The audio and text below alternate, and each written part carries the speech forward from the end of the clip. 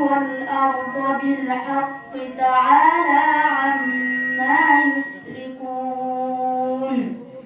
خلق الإنسان من نطفة فإذا هو خصيم مبين.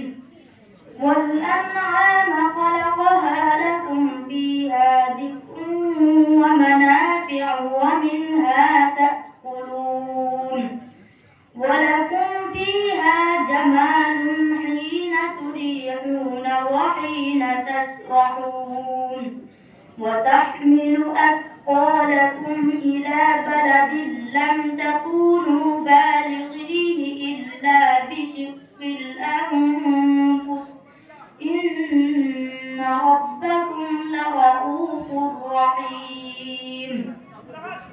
والخيل والبغال والحمير لتركبوها وزينة ويخلق ما لا تعلمون.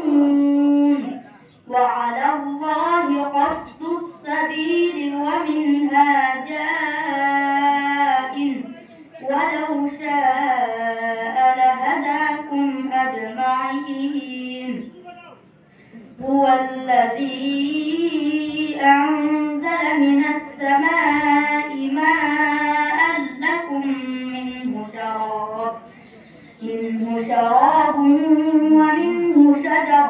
ومنه شجر فيه تسيمون. ينبت لكم به الزرع والزيتون والنخيل والأعناب ومن كل الثمرات إن في ذلك لآيات لقوم يسمعون.